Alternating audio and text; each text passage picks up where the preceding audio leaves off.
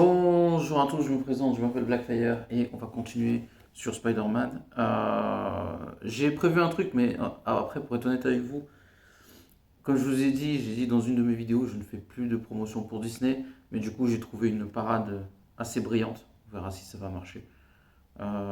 Pour la fois faire ce que j'ai à faire sans parler de Disney, euh, c'est possible.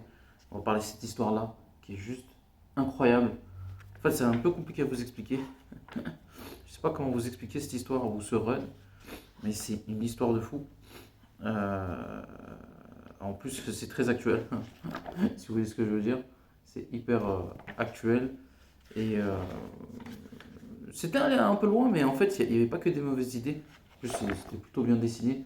Mais il y avait un énième conflit avec Spider-Man et le Bouffon Vert. Il faut savoir que le conflit entre l'homme araignée et le Bouffon Vert font partie des meilleures histoires.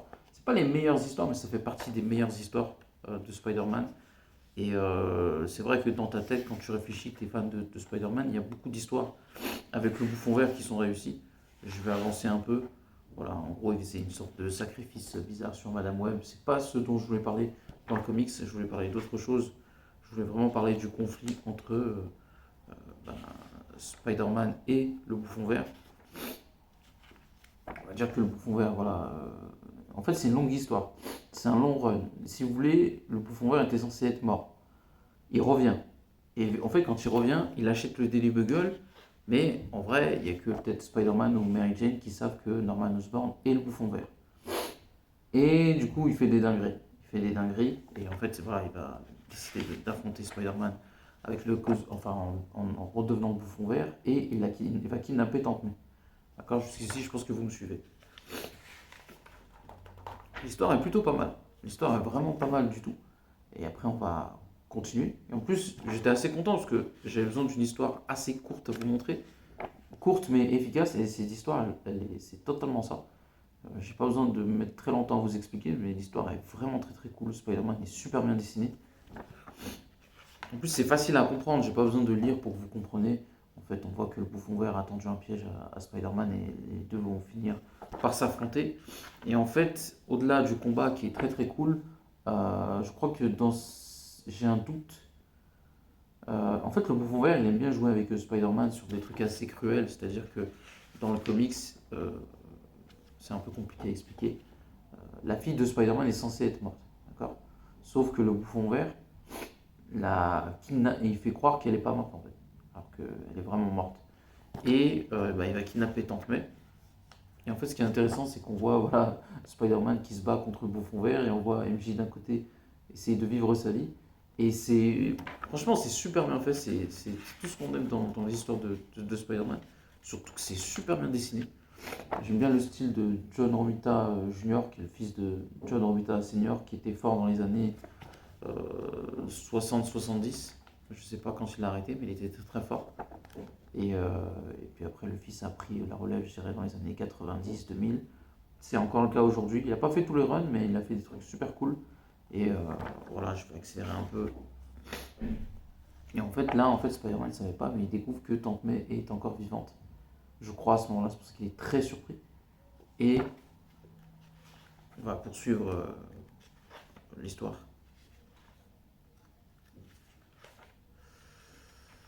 On va accélérer un peu.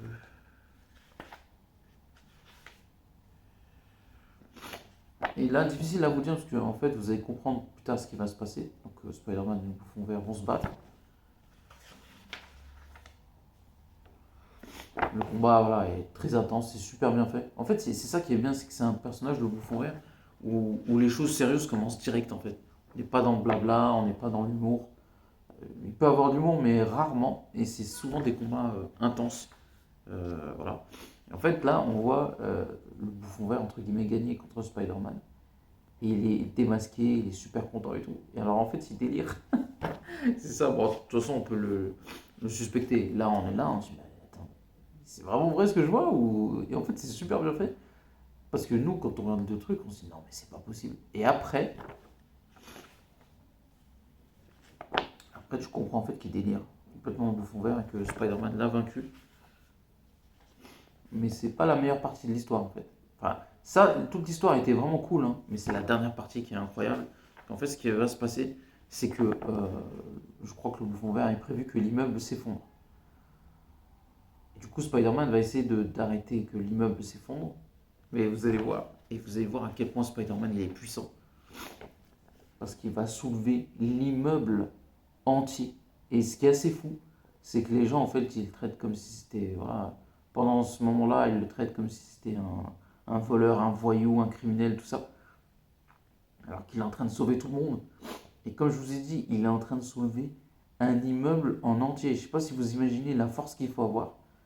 Et tu vois, voilà, Spider-Man qui fait ça, tu vois MJ qui le soutient et tout. Et la scène est incroyable. Et ça en dit long sur la force de Spider-Man. Elle est juste incroyable parce que là, il faut avoir une sacrée force pour soulever un immeuble entier et tenir.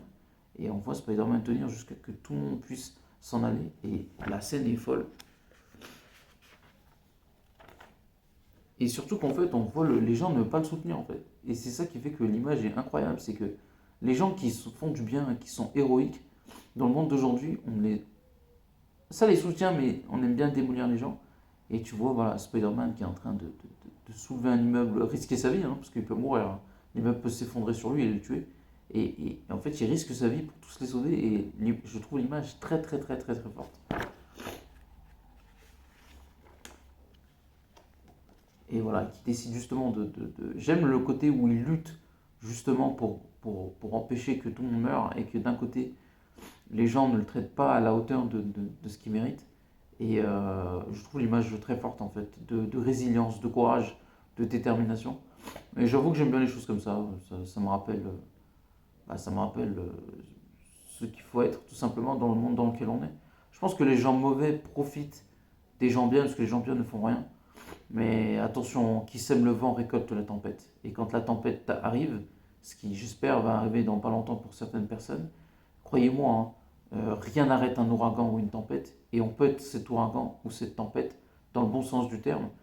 Et voilà, moi je trouve que avoir du courage et de la résilience, ça n'a pas de prix. Voilà. Et d'un côté, tu vois, voilà, je trouve que quand il part, après peut-être je me rappelle plus du comics vers la fin, mais il y a une forme de respect en se disant, mais attends, ce mec, il vient de sauver des gens en train de risquer sa vie, il a soulevé un immeuble, il risque de mourir, et il l'a fait, chapeau l'artiste. Et tu vois que, non, en fait, tous les jours, enfin, toujours les gens ne le respectent pas, et on voit Spider-Man, voilà. La dernière page est incroyable, parce que tu le vois partir, s'enfuir, comme si rien ne s'était passé. Et l'image est très très forte, mais on voit un Spider-Man voilà, complètement épuisé par ce qu'il a fait. Et l'image, voilà, je trouve que c'est ce genre de choses qui fait que j'aime bien le personnage de Spider-Man, c'est son courage et sa résilience.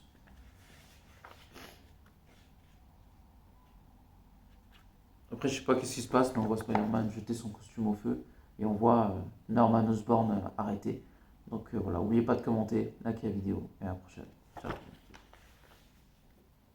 Attendez, je vais rajouter un truc. Ouais. Ciao.